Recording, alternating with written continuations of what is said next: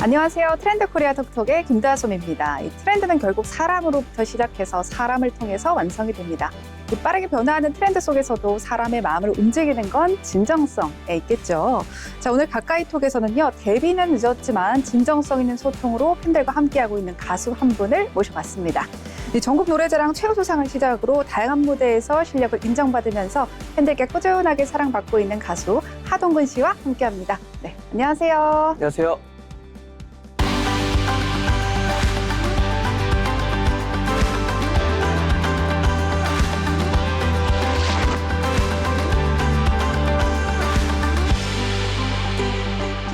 네, 반갑습니다. 간단하게 자기소개 부탁드릴게요. 오늘도 웃고 가자 라라라라라. 오늘도 웃고 가자로 활동하고 있는 행복전도사 하동근입니다. 반갑습니다. 네, 반갑습니다. 정말 행복 에너지가 뿜뿜뿜뿜뿜 올라오고 있습니다. 자, 비교적 늦은 나이에 데뷔하셨는데 이 무명 시절 가장 힘들었던 순간과 버틸 수 있었던 원동력 뭐가 있었을까요? 저는 30이란 나이에 어떻게 보면 좀 늦은 나이에 데뷔를 했는데 20대 때는 공장에서 3교대 근무를 하던 생산직 근로자였습니다. 오퍼레이터로 오랜 시간 일을 하다가 미스터 트롯이라는 오디션 프로그램에 도전을 하게 되었고 덜컥 붙어서 진출을 하게 됐습니다. 제가 가수로 데뷔하기까지가 대략 한 3주 정도 시간밖에 안 걸렸어요. 어떻게 보면 하루아침에 인생이 바뀌었다라고 할 수 있는데 그러다 보니까 이제 난 놓고 기억자도 모른다듯이 제가 음악에 대해서 아는 게 없으니까 먼저 앞서 나간 선배님들의 그런 발자취를 따라가기에 열심히 노력하는 그 시간들이 너무나도 저에게는 조금 힘들었지만 지금 생각하면 어떻게 값진 시간이었지 않나 싶습니다. 그런 시간들을 보내면서 굉장히 힘들었지만 저희 어머니가 대한민국 제3대 관음사찰이라는 곳을 남해군에 있는 금산 보리암을 아침마다 108배 기도를 드리면서 저를 잘 되라고 기도를 드렸다는 그런 것이 저에게는 어떻게 보면은 가장 큰 버팀목이었던 것 같아요. 가족이 가장 큰 버팀목이었습니다. 아, 그렇군요. 어머니의 108배를 통해서 가수로 데뷔하게 된 정말 3주 만에 가수 데뷔라 진짜 신데렐라 스토리다 이런 생각이 드는데요. 신곡이죠. 오늘도 웃고 가자는 어떤 곡인지 궁금해지네요. 오늘도 웃고 가자 제가 첫 작사 작곡에 도전을 한 곡입니다. 전국에 계신 모든 가정의 가장분들께 바치는 노래고요. 저희가 20대 때 청춘에 잘 살아보자, 대박나자, 부자가 되어보자 라는 그런 패기 있는 각오들이 있지 않습니까?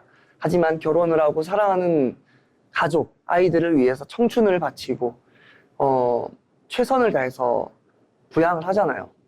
근데 시간이 지나서 불 꺼진 포장마차에서 마주 앉은 테이블에 마주 앉은 그 사람은 젊은 시절의 제 자신이었던 거죠. 그 제 자신과 잘 살았다. 너 정말 최선을 다했구나. 라는 내 자신에게 동기부여 그리고 최선을 다했다는 박수를 드리는 그런 노래입니다. 그래서 이 노래는 슬플 때 들으면 한없이 슬픈 노래 그리고 기쁠 때 들으면 한없이 기쁜 떼창곡입니다. 정말 간단하고 쉽게 따라 부르기 쉽게 만든 노래고요. 한번 들어보신 분들은 두 번, 세 번 찾을 수 있는 그런 노래입니다. 아니 결혼도 아직 안 하셨는데 어떻게 가장의 마음을 이렇게 잘하세요? 제가 1남 3녀 늦둥이에요. 그래서 어린 시절부터 어머니를 굉장히 좋아했어요.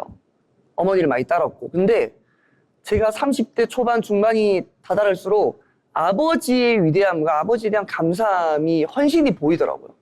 그래서 이 가장의 역할이 굉장히 참 어떻게 보면은 보이지 않는 노고들이 많이 보이는 참 힘든 위치구나라는 거를 많이 생각하면서 이 노래를 만들었습니다. 네, 그렇다면 한 소절 팬들을 위해서 불러주시죠. 괜찮아 라랄라랄라랄라라 괜찮아 라랄라랄라랄라라 오늘도 웃고 가자 라라라라라. 오, 이 랄랄라가 굉장히 중독성이 있어서 네. 차에서도 듣다가 이렇게 따라 부를 수 있고 그럴 것 같습니다. 자, 그럼 팬클럽에 대한 이야기로 넘어가 볼 건데요. 네. 팬클럽 동근회는 어떤 의미일까요, 본인에게? 참 저한테는 영원히 은혜를 갚아야 될 감사한 존재이자 어떻게 보면 요즘 들어서 드는 생각은 팬분들께도 많이 전하고 있지만 참 보면 딱해요. 어떻게 보면은 정말 유능하고 더 유명한 가수분들의 팬이 되었다면 이렇게 마음고생이 심하지 않을 텐데 신인 가수, 커가는 가수를 하필 또 저라는 가수를 응원하게 돼서 밤낮 가리지 않고 응원하고 계시는 팬분들을 보면은 참 딱합니다. 그런 분들을 보면은 저는 기필코 잘 돼야 되고 앞으로 잘 될수록 더 성장할수록 고개를 숙이면서 팬분들께 더 잘해야겠다라는 생각밖에 없습니다. 아니 제가 만약에 팬이라면 이런 이야기를 들으면 제 가슴이 짠해질 것 같다. 팬으로서 아니 우리 오빠 좋은데 우리 동생 괜찮은데 이런 생각이 들 것 같다라는 생각이 드는데요. 자 그렇다면 롤모델로 삼고 있는 가수가 있다면 누구신지 궁금합니다. 저한테는 아버지와 같은 존재가 계시거든요. 헬로트로트라는 오디션 프로그램에서 저의 멘토셨던 전영록 선생님이 저한테는 아버지 같은 존재이자 가장 닮고 싶은 그런 선배님이십니다. 오디션 프로그램이 끝난 지 한 4년, 5년이 지났거든요. 그럼에도 불구하고 꼭 한 달에 한 번은 식사를 합니다. 정말 어떻게 보면은 대한민국 가요계의 한 획을 그었던 레전드이신데 저 같은 신인 가수 후배를 한 달에 한 번씩 만나주면서 식사도 같이 하면서 이야기도 나눠주고 저의 고민을 들어주시고 해결도 해주시고 정말 선후배를 아우러서 정말 통찰할 수 있는 모든 후배들의 이야기를 들을 수 있는 그런 선배님이 되는 게 저의 꿈이고 선배님의 그런 발자취를 보면서 참 많은 공부를 하고 있습니다. 정말 좋은 선배님이시네요. 최고죠. 최고의 선배님이신데 아무래도 하동근 가수님이 매력이 있어서 더 그렇게 자주 챙겨주시는 거 아닌가라는 생각이 듭니다.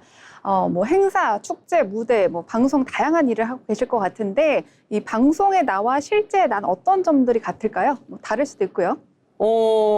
많은 스타분들, 많은 연예인분들이 뭐 방송과 일상생활의 모습이 뭐 다를 수도 있겠지만 저는 팬분들도 아시겠지만 저는 똑같습니다. 저는 일상생활과 방송 이런 그런 텐션 자체가 너무나도 비슷해서 방송과 일상생활의 하동근은 똑같다라고 저는 자신 있게 말씀드릴 수 있습니다. 정말 데칼코마니 같은 나는 소나무 같은 남자다 이렇게 그 말씀이 들리는데요. 자 요즘 트로트 시장도 많이 변화하고 있습니다. 젊은 세대들이 트로트를 좋아하는 경향성도 있고요. 관계가 점점 허물어지고 있는데 자 가수 하동근이 생각하는 트로트의 최고의 매력은 무엇일까요? 최고의 매력이요. 제가 트로트를 시작하게 된 계기도 이런 똑같은 이유인데요. 남녀노소 그리고 모든 전 연령층이 듣고 부를 수 있는 장르라는 게 가장 큰 장점인 것 같습니다. 어떻게 보면 락발라드나 아이돌은 어떻게 보면은 오랜 시간을 활동을 할 수 없는 한계점이 보인다라고 저는 생각을 하는데 트로트는 제가 힘이 닿는 데까지 제가 할 수 있는 연령까지 할 수 있는 장르라서 그게 최고인 것 같아요. 저는 그래서 70대, 80대 제가 정말 존경하는 우리 아버지 전영록 선생님처럼 오랜 시간 마이크를 잡는 게 제 꿈입니다. 사실. 트로트는 롱런하는 가수가 될 수 있다. 그리고 세대 통합이 된다라는 장점이 있는 것 같습니다. 자, 그렇다면 지금도 꿈을 향해 도전하고 있는 청년들, 또 아직은 내가 늦었어라고 생각하시는 분들을 위해서 어떤 망설이는 분들 많으실 거예요. 비교적 늦은 나이에 데뷔한 하동근 씨가 그분들께 전해주고 싶은 말씀이 있다면 뭐가 있을까요? 이 질문이 가장 저한테 잘 맞는 질문인 것 같기도 하고요. 제가 자신 있게 답변을 드릴 수 있는 질문이기도 합니다. 제가 30이란 나이에 늦은 나이에 가수에 데뷔를 했습니다. 실용음악인 음악을 배워본 적도 없고요. 저는 스패너를 잡던 공장 오퍼레이터였습니다. 그런데도 정말 경상 남해에서 서울로 가방 하나 들고 올라왔거든요. 꿈을 도전하는 거는 나이가 중요하다라고 생각하지 않습니다. 다만 나이가 지날수록 꿈에 도전하는 책임감은 크다고 생각을 합니다. 저도 직장을 그만두고 서울로 가수가 되기 위해서 올라올 때 가족들과 약속했던 건 책임은 제가 지겠다라고 말씀드렸거든요. 그래서 그 책임감 하나로 더욱더 아득바득 열심히 하고 있는 것도 있습니다. 그렇기 때문에 지금도 꿈을 향해서 망설이고 계신 분들이 있다면 정말 가차없이 도전을 하라고 저는 말씀을 드리고 싶어요. 다만 책임은 본인이 지는 겁니다. 그 책임을 감수할 수 있다면 저는 도전을 하라고 말씀드리고 싶습니다. 약간 보니까 주식 권유 같은 말인 것 같아요. 너가 도전은 해라. 하지만 주식 권유의 책임은 너한테 있다. 네. 이런 느낌의 이제 인터뷰인 것 같고요. 자, 그렇다면 마지막 질문입니다. 끝으로 우리 하동근 씨가 한 이제 5, 6개월 정도 남았죠. 올해 이루고 싶은 목표가 있다면 활동하고 있는 계획이 있다면 소개 부탁드리겠고요. 또 자기 PR도 한번 해주세요. 올해 또 정말 다양한 방송, 다양한 오디션, 다양한 행사장에서 많은 분들께 제 이름 석자 하동근 알리기 위해서 최선을 다할 예정이고요. 정말 제 팬클럽 명이 동근해입니다. 우리 동근의 소녀들 이 방송 보고 계실지도 모르겠지만 정말 시골 마을에, 한적한 시골 마을에 아이가 태어나면 그 마을 동네 주민분들이 다 같이 아이를 키운다라는 말이 있잖아요. 저는 동근해라는 마을에 태어났다라고 저는 늘 말씀을 드리거든요. 모든 동근의 소녀 팬분들이 저 하나 키우기 위해서 물심양면으로 열심히 최선을 다하고 있습니다. 정말 여러분들을 위해서, 그리고 사랑하는 가족, 저를 응원해 주시는 한 분을 위해서라도 저는 꼭 기필코 잘 되겠습니다. 잘 돼서 보답하겠습니다. 여러분들께 보답하는 그날까지 최선을 다하겠습니다. 저는 진심 어린 목소리로, 그리고 최선을 다해서 열창할 테니 그때까지 동근이 응원 많이 해주시고 잊지 말아 주셨으면 좋겠습니다. 많은 방송, 많은 행사장에서 인사드리겠습니다. 감사합니다. 네, 우와, 거의 뭐 총선에 출마하는 정치인 같다 이런 생각도 드는데요. 네, 청취자 여러분들도 오늘 하루요 힘든 일이 있으셨다면 하동근 씨의 노래 제목처럼 오늘도 웃고 가자 이런 이야기처럼 사시면 좋을 것 같습니다. 네, 지금까지 하동근 씨와 함께한 가까이톡이었습니다.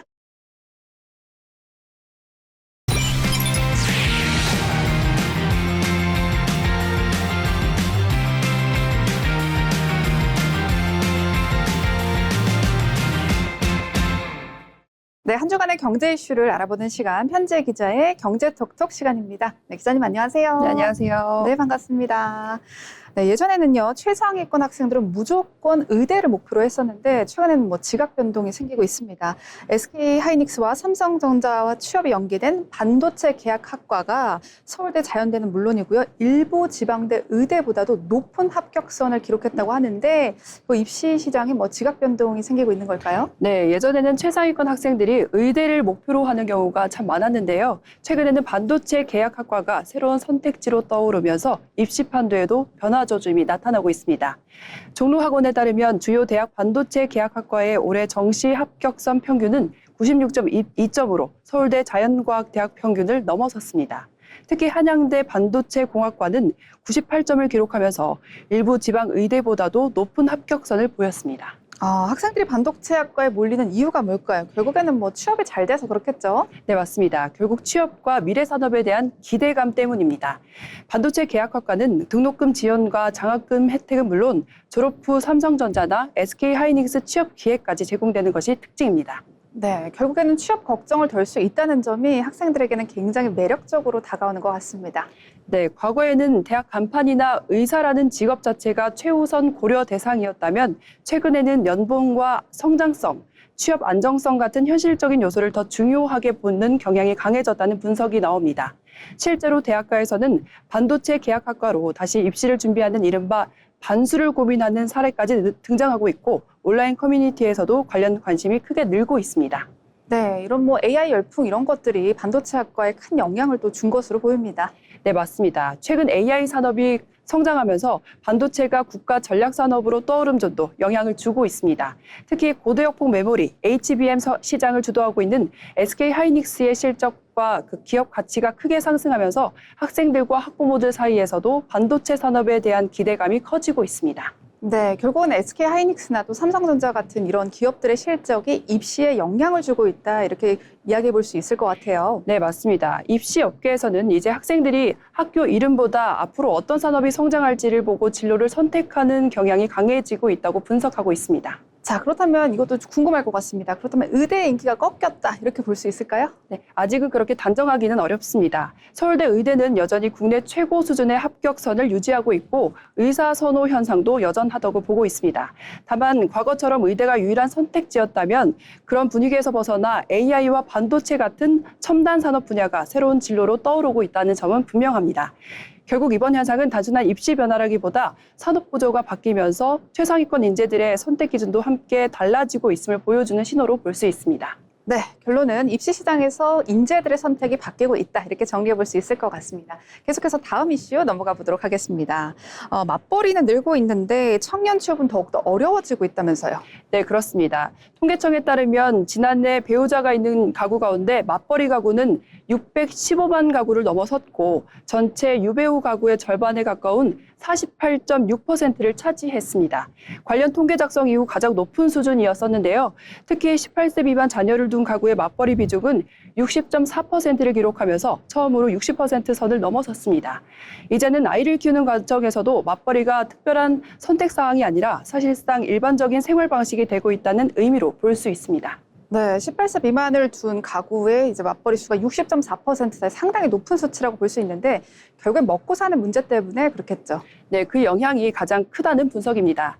최근 몇 년 사이에 집값과 전월세 부담은 물론 교육비와 생활 물가까지 크게 오르면서 외벌이만으로는 가게를 유지하기가 쉽지 않아졌다고 보고 있습니다. 네, 특히나 아이를 키우는 가정의 부담이 상당하다 이렇게 볼 수 있겠네요. 네, 맞습니다. 과거에는 아이가 어릴 때 한 명이 경력을 잠시 중단하는 경우가 많았지만 지금은 경제적 부담 때문에 출산 이후에도 일을 이어가는 사례가 늘고 있었습니다. 여기에 육아휴직 확대와 유연근무제 같은 제도가 조금씩 자리를 잡으면서 육아와 일을 병행하는 환경도 과거보다 나아졌다는 분석이 나오고 있습니다. 실제로 막내 자녀가 6세 이하인 가구의 맞벌이 비중이 가장 큰 폭으로 증가한 것으로 나타났습니다. 자, 이 통계에서 중요한 게 청년층의 모습이었는데 왜 청년층도 이렇게 어려워졌을까요? 네, 맞습니다. 이번 통계에서 눈에 띄는 또 다른 부분은 청년층이었는데요. 1인 가구는 계속 늘고 있지만 취업한 1인 가구 비중은 오히려 감소했습니다. 특히 15세에서 29세 청년층의 취업 비중 하락폭이 가장 크게 나타났습니다. 네, 청년들이 체감하는 취업난이 통계로도 증명됐다 이렇게 보여지는 것 같습니다. 네, 그렇습니다. 취업을 준비하는 청년들은 많은데 기업들은 경력직 채용을 선호하고 있고 경기 둔화까지 겹치면서 청년들이 노동시장에 진입하는 문턱은 더 높아진 상황입니다. 실제로 최근에는 첫 직장을 구하는 기간이 길어지고 취업을 준비를 위해서 부모와 함께 거주하거나 경제적 지원을 받는 청년들도 늘고 있다는 분석이 나오고 있습니다. 네, 결국 같은 고용 통계 안에서도 맞벌이 가구와 청년층의 모습은 상이하게 다른 것으로 나타났습니다. 네, 그렇습니다. 아이를 키우는 과정에서는 생계를 위해 맞벌이가 늘고 있고 반대로 청년층은 취업 자체가 어려워지는 모습이 동시에 나타나고 있는데요. 전문가들은 맞벌이 확대를 긍정적인 변화로 볼 것이 아니라 왜 맞벌이가 필수가 되었는지 또 청년들이 왜 노동시장에 진입하지 못하고 있는지도 함께 살펴봐야 한다고 보고 있습니다. 결국 이번 통계는 한국 사회가 맞벌이가 당연한 구조로 바뀌고 있고 동시에 청년 취업난은 여전히 현재 진행형이라는 현실을 보여주고 있다고 보고 있습니다. 네, 좋습니다. 계속해서 다음 이슈로 넘어가 보도록 하겠습니다. 이제는 K-팝과 관련된 이야기인데요. 좀 이상한 이야기입니다. K-팝을 보러 오는 외국인들이 정말 많은데 K-팝 굿즈와 관련된 사기가 생기고 있다면서요. 네, 최근 K-팝 공연을 보기 위해 한국을 찾거나 해외에서 굿즈를 구매하려는 외국인 팬들을 노린 사기가 빠르게 늘고 있다고 합니다. SNS나 온라인 커뮤니티에 공연 티켓이나 한정판 굿즈 판매글을 올린 뒤 돈만 받고 잠적하는 이른바 먹튀 수법이 대표적인데요. 경찰청에 따르면 국내에서 사기 범죄 피해를 당한 외국인은 최근 2년 사이에 4배 가까이 증가한 것으로 나타났다고 밝혔습니다. 아니, 같은 한국인으로서 부끄럽다 이런 생각이 드는 뉴스입니다. 그런데 사기 수법이 점점 더 교묘해지고 있다면서요. 네, 그렇습니다. 가장 많은 사례는 공연 티켓과 굿즈 거래였습니다. 매진된 인기 공연 티켓을 구해주겠다거나 공식 굿즈를 대신 구매해주겠다고 접근한 뒤 입금만 받고 연락을 끊는 방식이었는데요. 일부는 위조된 모바일 티켓이나 가짜 예매 확인서를 보내 피해자들을 속이기도 했습니다. 아니, 그런데 외국인 입장에서는 이 티켓이 진짜인지 가짜인지 알기가 너무 어려울 것 같아요. 네, 맞습니다. 외국인들은 한국의 예매 시스템이나 거래 문화에 익숙하지가 않았고 한국어 사용에도 어려움이 있다 보니 사기 여부를 판단하기가 어려웠습니다. 피해를 입은 뒤에도 신고 방법을 몰라 제대로 대응하지 못하는 경우도 적지 않은 것으로 알려졌습니다. 네, 결국에는 이런 굿즈 사기 혹은 티켓팅 사기가 계속되면 국가 이미지에도 영향을 줄 것 같습니다. 네, 맞습니다. 요즘은 K-팝 공연이나 팬미팅을 보기 위해 한국을 찾는 외국인들이 많아지면서 콘텐츠 사업뿐만 아니라 관광 산업에도 큰 도움이 되고 있는데요.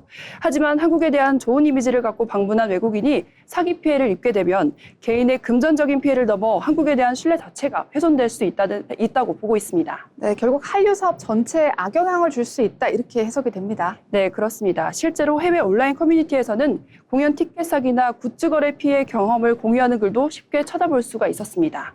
네, 한류의 인기가 쭉 유지될 수 있도록 신뢰감 있는 현상이 이어져야겠습니다. 네, 그렇습니다. 전문가들은 K-콘텐츠가 세계적인 산업으로 성장한 만큼 해외 팬들이 안심하고 거래할 수 있는 환경을 만드는 것도 중요하다고 지적하고 있습니다. 다국어 사기 예방 안내와 소비자 보호 장치 강화가 필요하다는 목소리도 나오고 있는데요. 결국 한류의 경쟁력은 콘텐츠뿐 아니라 한국에 대한 신뢰에도 달려 있다고 보고 있습니다. 네, 좋습니다. 다 된 밥에 재 뿌린다 이런 이야기가 있는 것처럼 이 좋은 한류 현상에 안 좋은 현상이 나타나지 않기를 바라보겠습니다. 지금까지 편지 기자와 함께한 경제톡톡이었습니다.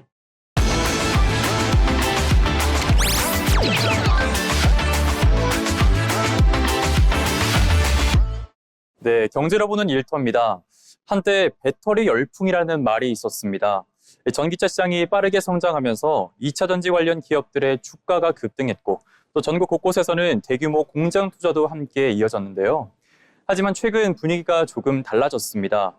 전기차 판매 증가세가 둔화되고 배터리 기업들의 실적도 주춤하면서 2차 전지 산업에 위기가 찾아온 것이 아니냐라는 목소리도 함께 나오고 있습니다. 그렇다면 정말 2차 전지 산업은 성장의 끝에 다다른 걸까요? 아니면 새로운 도약을 위한 성장통을 겪고 있는 걸까요? 오늘 경제로 보는 일터에서는 2차 전지 산업의 명암을 통해 미래 일자리의 방향에 대해서 살펴보겠습니다. 2차 전지는 전기차와 스마트폰, 노트북, 에너지 저장 장치 등 다양한 분야에서 활용되는 핵심 부품입니다. 특히 탄소 중립과 전기차 전환이 전 세계적인 흐름으로 자리 잡으면서 2차 전지는 반도체와 함께 대한민국의 미래 산업을 대표하는 핵심 산업으로 주목받고 있는데요. 산업통상부 자료부에 따르면 우리나라는 세계 최고 수준의 배터리 제조 기술을 보유하고 있으며 LG에너지솔루션과 삼성 SDI, SK온 등 글로벌 시장에서 경쟁력을 인정받고 있습니다. 실제로 미국과 유럽에서는 한국 기업들의 배터리 공장 건설이 이어지며 대규모 투자도 함께 진행되고 있습니다. 산업 성장과 함께 새로운 일자리도 만들어지고 있습니다. 배터리 셀을 생산하는 제조 인력뿐 아니라 연구개발과 품질 관리, 장비 운영, 소재 개발 인력 수요도 크게 늘어났는데요. 대표적인 사례가 바로 경북 포항입니다. 포항시는 철강 중심 산업 구조에서 벗어나 배터리 소재 산업 육성에 나서고 있는 건데요. 포항시에 따르면 에코프로와 포스코 퓨처엠 등 2차 전지 관련 기업 투자가 이어지며 지역 경제에도 새로운 활력을 불어넣고 있습니다. 충북 오창과 전북 새만금, 울산 역시 2차 전지 산업을 중심으로 새로운 산업 생태계를 구축하고 있습니다. 즉 2차 전지는 단순히 기업의 성장을 넘어 지역 경제와 일자리 구조까지 함께 변화시키고 있는 산업입니다. 하지만 최근 들어 산업을 바라보는 시선이 달라지고 있습니다. 전기차 시장 성장세가 예상보다 둔화되면서 배터리 업계도 영향을 받고 있기 때문인데요. 시장조사 업체 S&E 리서치에 따르면 최근 글로벌 전기차 시장은 성장세가 이어지고 있지만 증가 속도는 과거보다 둔화된 것으로 나타났습니다. 이 때문에 경제시장에서는 전기차 캐즘이라는 표현도 종종 등장하고 있는 건데요. 초기 수요층은 이미 구매를 마쳤지만 대중시장으로 확산되는 과정에서 일시적인 수요 정체가 나타나는 현상을 뜻합니다.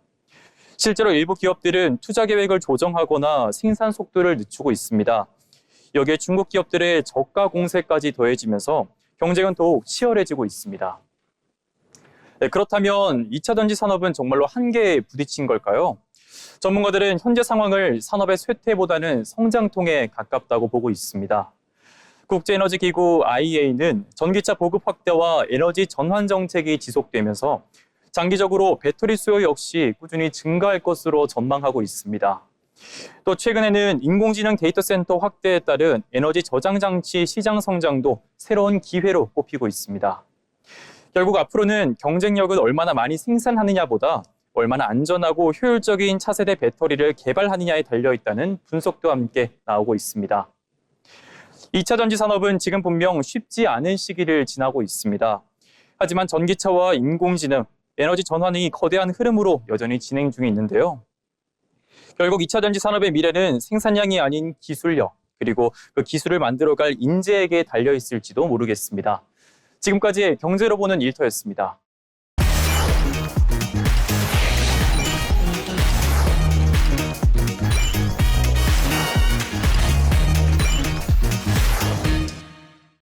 네, 부동산 시장의 흐름을 알아보는 시간, 마켓 트렌드 시간입니다. 오늘 제 옆에는 박의진 아나운서와 함께하고 있고요. 네, 반갑습니다. 안녕하세요. 네, 좋습니다. 지하방과 옥탑방, 고시원 등 이런 것들을 이른바 저희가 지옥고라고 부르고 있는데요. 지옥고에 거주하는 인구의 절반 가까이가 청년층인 것으로 나타났습니다. 높은 집값과 주거비 부담 등 청년들의 삶을 흔들고 있다, 이런 이야기처럼 들려요. 네, LH 보고서에 따르면 지옥고 거주 가구의 45.1%가 청년층인 걸로 나타났습니다. 높은 집값과 월세 부담으로 안정적인 주거 환경을 마련하지 못하는 청년들이 늘고 있다는 분석입니다. 네, 문제는 단순히 집이 좁거나 낡았다, 이런 것들에 그치지가 않고요. 높은 주거비 부담이 청년들의 소비와 저축은 물론이고 미래 계획에도 차질을 두고 있는 것 같습니다. 네, 맞습니다. 청년 1인 가구는 월세와 생활비를 지출하고 나면 저축이나 자기개발에 투자할 여력이 거의 없는 걸로 나타났습니다. 또 열악한 주거 환경은 건강 악화와 정신적 스트레스를 유발하고 결혼과 출산을 미루는 원인으로도 이어질 수 있다는 분석입니다. 네, 그렇다면 현재 청년 주거 정책들은 이런 현실을 반영하고 있을까요? 네, 공공임대 공급과 전월세 대출 중심의 정책만으로는 청년들을 도와주기가 힘들다, 이런 이야기가 나오고 있거든요. 실질적인 대책이 필요할 것 같습니다. 네, 공공임대 공급은 부족하고 전세월세 대출도 현실과 괴리가 있다는 지적이 나오고 있습니다. 결국 청년들이 안정적으로 자립할 수 있도록 돕는 실효성 있는 정책이 필요하다는 겁니다. 네, 해외 사례를 한번 보겠습니다. 청년 주거 문제를 단순한 주택 공급이 아니라 자립 지원의 관점에서 접근하고 있는데요. 우리나라 역시 정책 방향의 어떤 전환이 필요한 거 아니냐, 이런 이야기가 나오고 있어요. 네, 최근 보고서에서는 집만 공급하는 방식에서 벗어나 주거비 지원과 생활비 서비스를 함께 제공하는 하우징 플러스 정책을 제안했습니다. 청년들이 안정적으로 자립하고 미래를 설계할 수 있는 통합 지원 체계가 필요하다는 겁니다. 네, 청년들의 주거 정책이 실질적인 변화를 이끌어낼 수 있을지 귀추가 주목됩니다.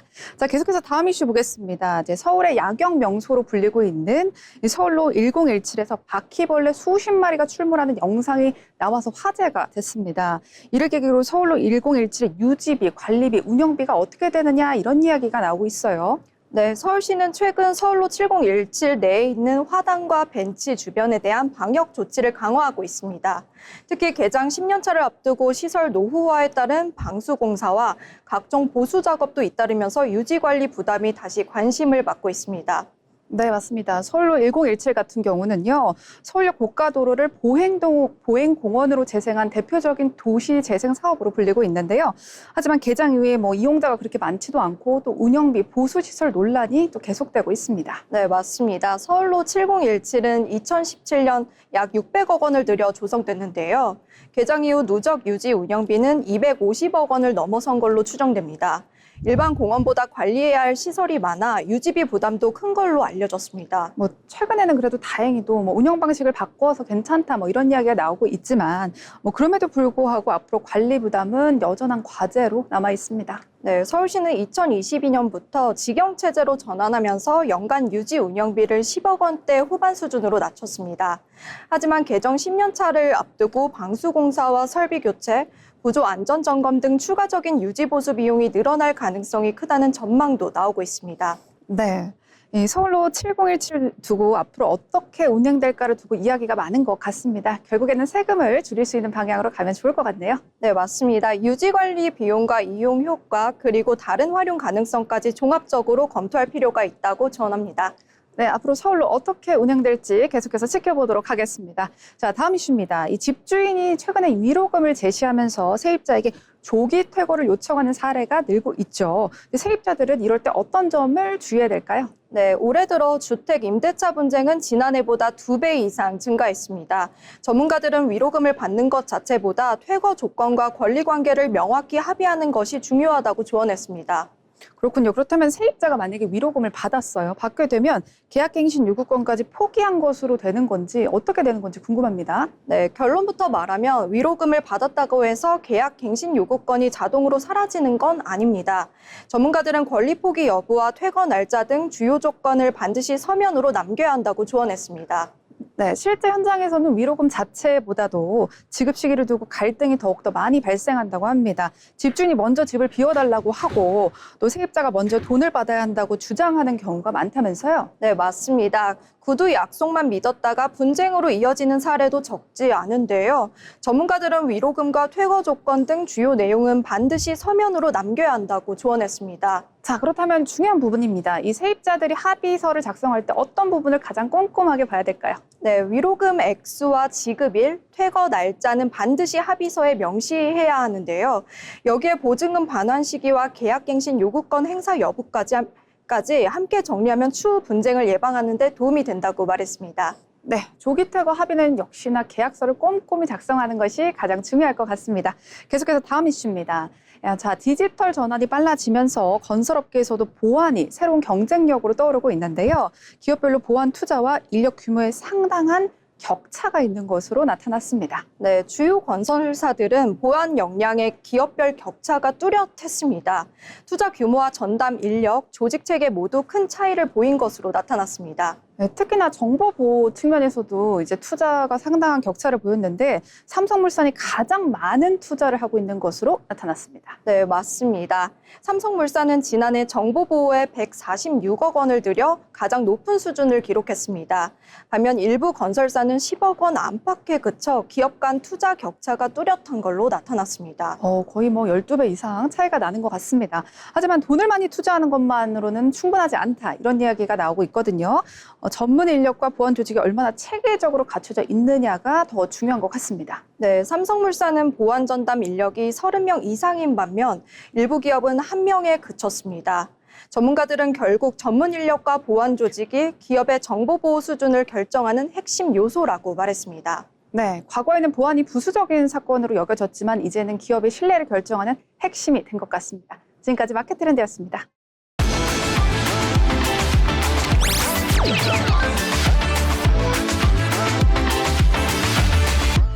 네, 주목해야 될 이슈를 알아보는 시간, 트렌드 이슈 시간입니다. 오늘도 김은경 아나운서와 함께하고 있고요.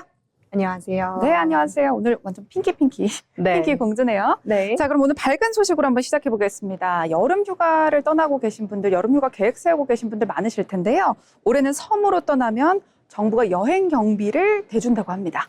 네, 행정안전부가 2016 섬 방문의 해를 맞아 여객선을 타고 섬을 찾는 여행객에게 최대 10만 원의 지원금을 지원하기로 했습니다. 숙박비와 식비, 여행선 운임 등 실제 섬에서 사용한 비용 일부를 돌려받을 수 있습니다. 오, 정말 대단한 것 같습니다. 이 단순히 경비를 지원하는 것 이상의 어떤 효과도 있을 것 같고 그런 의미도 있을 것 같아요. 네, 맞습니다. 최근 해외여행 수요가 늘면서 국내 관광지는 상대적으로 큰 어려움을 겪고 있는데요. 정부는 섬 관광을 활성화하기 위해서 지역 경제에 활력을 불어넣고 국내 소비를 촉진하겠다는 계획입니다.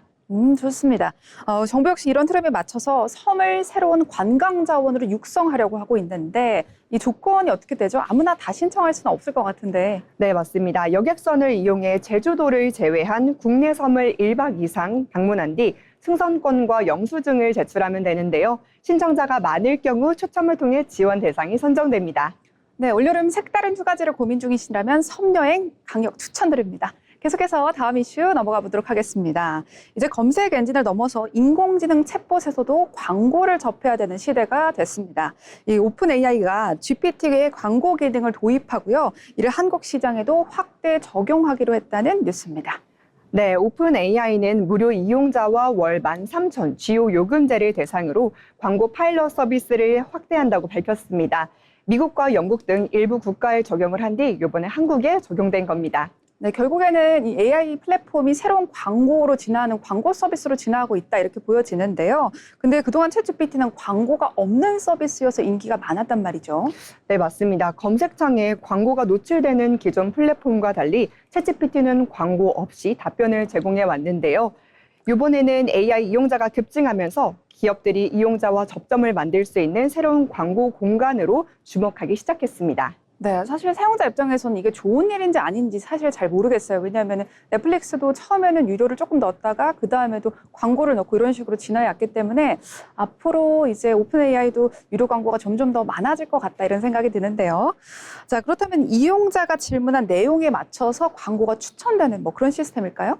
네, 오픈 AI는 광고가 답변과 명확히 분리돼 표시가 되면서 광고주가 답변 내용에 영향을 줄 수 없다고 설명을 했습니다. 또 개인 대화 내용이나 개인 정보는 광고주에게 제공이 되지 않고 있고요. 조회수와 클릭수 같은 통계 정보만 전달이 된다고 밝혔습니다.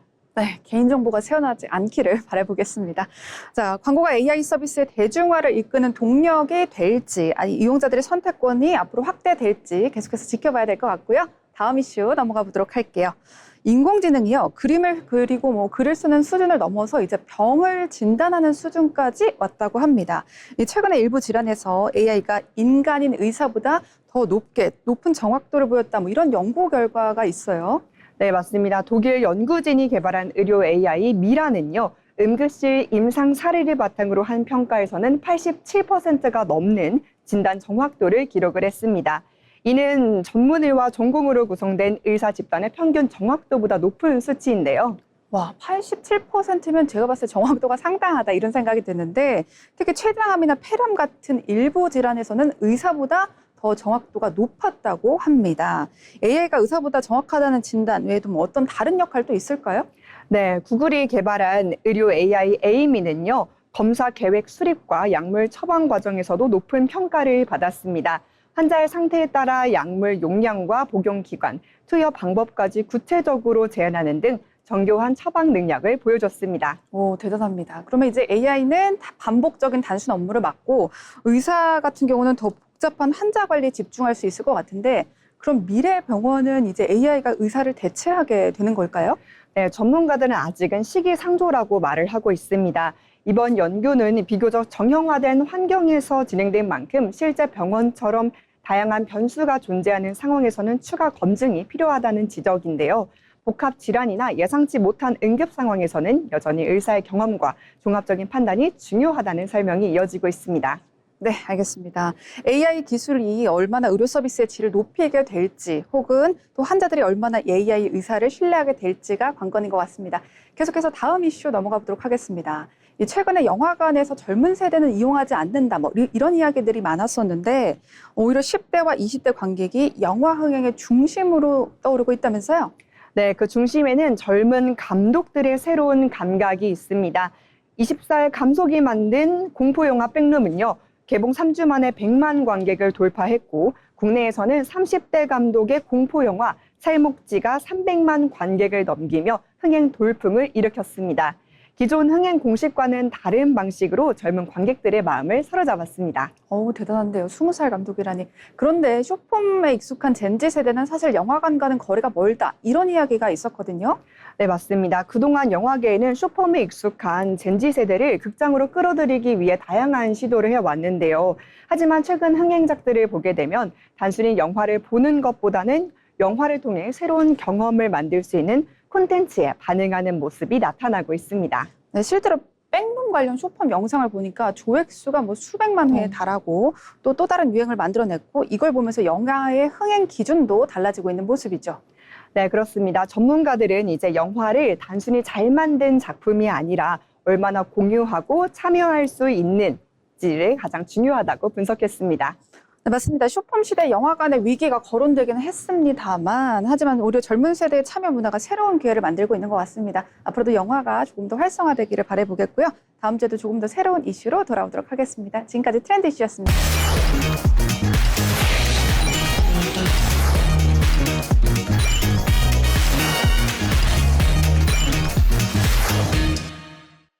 인천광역시 소상공인연합회와 주식회사 인스웨이브가 소상공인의 디지털 전환을 지원하기 위한 민간 주도 협력에 나섰습니다. 양측은 지난 22일 인천신용보증재단 소상공인 복합 클러스터에서 민간 주도 디지털 혁신 실증 지원 업무 협약을 체결했습니다. 이번 협약은 그동안 정부와 지자체의 실증 지원이 하드웨어 구축에 치우쳐 실제 점포 현장에서 필요한 프로그램 연동과 설치, 교육, 운영비 지원이 부족했다는 한계를 보완하기 위해 추진됐습니다. 특히 포스 시스템과 연동되는 앱 기반 서비스는 현장 안착 과정이 중요한데 기술 기업들이 관련 비용을 감당하기 어려워 보급에 어려움을 겪어왔습니다. 이에 인스웨이브는 기술 인프라와 실증 자금을 바탕으로 소상공인 점주들에게 바우처 형태의 혜택을 제공하고 프로그램 설치와 현장 교육 비용도 지원할 계획입니다. 인천광역시 소상공인연합회 황규훈 인천지회장은 지역 소상공인 네트워크를 바탕으로 적합한 기업을 연결해 실증 사업의 신뢰도를 높인다는 방침입니다. 이번 협약은 KFME 중 전국 최초의 인천시 연합회 청년위원회 초대 및 현 이석한 위원장이 주도했으며 민간과 현장이 함께하는 상생형 디지털 생태계 확대에 출발점이 될 전망입니다.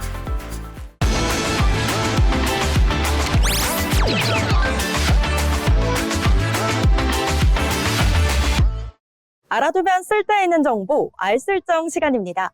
여러분은 지하철을 탈 때 노선 번호를 먼저 보시나요? 아니면 색상을 먼저 보시나요? 아마 대부분의 분들이 2호선은 초록색, 3호선은 주황색처럼 색상으로 많이들 기억하실 겁니다. 그런데 이 지하철 노선도 색깔은 어떻게 이렇게 다 다르게 정해진 걸까? 궁금하지 않으신가요? 오늘 알쓸정에서는 지하철 노선도에 대해 알아보겠습니다. 우선 지하철마다 노선마다 서로 색상이 다른 이유는 아주 단순합니다. 승객들이 노선을 쉽고 빠르게 구분하게 하기 위해서인데요. 현재 수도권 지하철 노선은 수십 개가 넘습니다. 그래서 각 노선마다 고유한 색을 부여해 누구나 한눈에 알아볼 수 있도록 만든 것입니다. 그런데 여기서 궁금증이 하나 더 생깁니다. 왜 하필 2호선은 초록색이고 3호선은 주황색일까요? 사실 여기에는 철저한 시각적 계산이 하나 숨어져 있습니다. 1970, 80년대 처음 지하철을 만들 당시 가장 중요하게 생각한 원칙은 멀리서도 확실하게 겹치지 않고 보이는 것이었습니다. 그래서 인접한 노선끼리는 최대한 다른 계열의 색상을 사용했습니다. 실제로 지하철을 처음 사용하는 이용객들의 대부분은 2호선 타야지보다는 저 초록색 타라고 했어 라고 기억한다고 하는데요. 이처럼 지하철 노선 색상은 단순한 색상이 아닌 하나의 언어가 된 셈입니다. 여기서 또 주목할 점은 지하철 노선 색상이 처음부터 지금과 같았던 것은 아니라는 점입니다. 과거 1호선은 같은 1호선임에도 불구하고 코레일 구간과 서울 지하철 구간의 노선 색상이 서로 달랐습니다. 이 때문에 같은 1호선을 이용하면서도 노선도를 볼 때 혼란을 겪는 승객들이 많았습니다. 결국 2000년대 들어 1호선 전체가 남색 계열로 통일되면서 지금과 같은 모습으로 자리 잡았습니다. 또 당시 서울 지하철은 운영기관도 나뉘어 있었습니다. 1호선부터 4호선은 서울 메트로가, 5호선부터 8호선은 서울 도시철도공사가 각각 운영했는데요. 이후 2017년 두 기관이 통합되면서 현재 서울교통공사가 탄생하게 됐습니다. 특히 과거 5호선부터 8호선을 운영했던 서울도시철도공사는 각 노선 색상에 상징적인 의미를 부여했습니다. 5호선의 보라색은 황제, 6호선의 황토색은 행복, 7호선의 갈색과 녹색이 섞인 갈록색은 성장과 발전, 그리고 8호선의 분홍색은 낭만과 사랑을 상징했습니다. 단순히 노선을 구분하는 것을 넘어 각 노선만의 개성과 이미지를 만들어 운영기관의 브랜드를 알리기 위한 전략이었던 거죠. 즉, 우리가 매일 보는 지하철 노선 색상은 단순한 디자인이 아니라 이용객의 편의를 높이고 도시철도만의 정체성을 담아낸 하나의 상징이라고 할 수 있습니다. 이처럼 든든한 상징이 되어주는 지하철 색상은 알고 보면 우리 사회의 아주 중요한 안내수단이기도 합니다. 어린아이들은 숫자보다 색을 먼저 인식하고 한글이 익숙하지 않은 외국인 관광객 역시 색을 통해 노선을 찾기 때문인데요. 최근에는 색각 이상자를 위한 개선 작업도 이뤄지고 있습니다. 일부 노선이 특정 이용자들에게 비슷한 색으로 보여지기 때문인데요. 서울시는 구분하기 어려운 노선에 별도의 테두리나 번호 표시를 추가해서 누구나 쉽게 구분할 수 있도록 개선하고 있습니다. 이제 지하철 노선도 색상에 대한 궁금증이 좀 풀리셨나요? 우리가 무심코 지나쳤던 노선 색상은 사실 수많은 사람들이 안전하게 이동할 수 있도록 만들어진 하나의 약속이자 언어였습니다. 오늘 퇴근길이나 등굣길에 지하철을 타신다면 매일 보던 지하철 노선도가 조금은 다르게 보일지도 모르겠습니다. 그럼 지금까지 알아두면 쓸데있는 정보, 알쓸정이었습니다.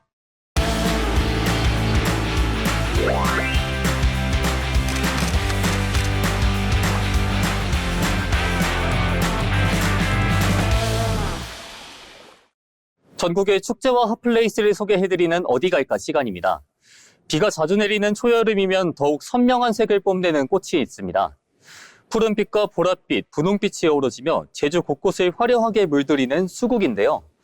제주 서귀포시 휴에리 자연생활공원에서는 오는 7월 26일까지 휴에리 수국축제가 열리고 있습니다. 공원 입구부터 산책길과 정원, 온실까지 다양한 수국이 이어지며 이 계절에만 만날 수 있는 풍경을 선보이고 있는데요. 그럼 지금부터 형형색색의 수국이 가득한 제주 휴에리로 떠나보겠습니다. 휴에리 수국축제의 가장 큰 매력은 다양한 장소에서 서로 다른 분위기의 수국을 감상할 수 있다는 점입니다. 공원에 들어서면 파란색과 보라색, 분홍색 등 다채로운 수국이 산책길을 따라 방문객들을 맞이하고 있는데요. 한쪽에만 꽃이 모여 있는 것이 아니라 입구에서 출구까지 이어지는 길 곳곳에 수국이 자리하고 있어 천천히 걸으며 풍경을 감상하기에도 좋습니다. 야외 수국정원에서는 제주 자연과 어우러진 풍성한 꽃밭을 만날 수 있고 온실에서는 날씨와 관계없이 여러 품종의 수국을 가까이에서 살펴볼 수도 있습니다. 여름 수국부터 유럽 수국까지 시기마다 다른 모습의 꽃을 선보인다는 점도 휴에리만의 매력입니다. 수국은 초여름과 장마철을 대표하는 꽃으로 꼽히고 있는데요. 대부분의 꽃은 비가 많이 내리면 쉽게 시들거나 꽃잎이 상하기 마련이지만 수국은 오히려 촉촉한 수분을 머금었을 때 더욱 선명한 색을 보여줍니다. 그래서 흐린 날에도 화사한 풍경을 만들어내며 많은 사람들이 이 시기에 수국 명소를 찾는 이유가 되는데요. 휴에리에서는 산책길과 정원 곳곳에서 수국이 넓게 펼쳐져 있어 걷는 동안에도 계절의 변화를 자연스럽게 느낄 수 있습니다. 비가 갠 뒤 반짝이는 꽃잎의 모습은 물론이고 안개가 살짝 내려앉은 날에는 또 다른 분위기의 풍경을 만날 수 있습니다. 날씨에 따라 같은 장소도 전혀 다른 장소로 변하는 점이 수국축제의 또 다른 매력입니다. 휴에리는 신혼여행이나 웨딩 촬영, 그리고 우정사진을 남기기에 좋은 장소로도 많은 사랑을 받고 있습니다. 산책로를 따라 수국이 양쪽으로 길게 이어지는 꽃길은 휴에리의 대표적인 촬영 장소인데요. 꽃 가까이에서 인물을 중심으로 사진 촬영을 해도 좋고 넓게 펼쳐진 정원을 배경으로 수국 풍경을 한 장에 담아도 좋습니다. 온실과 야외 정원이 서로 다른 분위기를 가지고 있어 공원 안에서도 다양한 느낌의 사진을 남길 수 있습니다. 화려한 장식을 더하지 않아도 풍성한 꽃송이와 제주의 자연이 그대로 배경이 되어주기 때문에 가족과 연인, 친구와 함께 여름날의 추억을 남기기에도 적합합니다. 휴에리에서는 수국 관람과 함께 제주 자연을 가까이에서 느낄 수 있는 여러 체험도 즐길 수 있습니다. 산토끼와 염소, 말, 흑돼지 등 공원에서 생활하는 동물들에게 직접 먹이를 주며 교감을 할 수 있습니다. 아이들과 함께 방문한다면 꽃구경뿐만 아니라 동물을 만나는 색다른 경험까지 더할 수 있습니다. 돌탑 쌓기와 투호, 고리 던지기 같은 전통놀이와 야생화를 살펴보는 자연학습 체험도 마련돼 있습니다. 공원은 오전 9시부터 오후 6시까지 운영되고 입장은 오후 5시 30분에 마감이 됩니다. 여유롭게 산책길과 체험을 둘러보려면 입장 마감 시간보다 조금 일찍 방문하는 것이 좋겠습니다. 수국은 비가 내리고 습도가 높아지는 여름의 문턱에서 가장 풍성한 모습을 보여주는 꽃입니다. 그래서 장마철의 흐린 하늘 아래서도 수국이 피어난 길만큼은 화사한 색으로 가득한데요. 제주의 자연과 형형색색의 수국, 여기에 다양한 체험까지 함께 즐길 수 있는 휴에리 자연생활공원. 본격적인 무더위가 시작되기 전 제주를 물들인 수국의 향연 속에서 초여름의 정취를 느껴보시기 바랍니다. 지금까지 어디 갈까였습니다.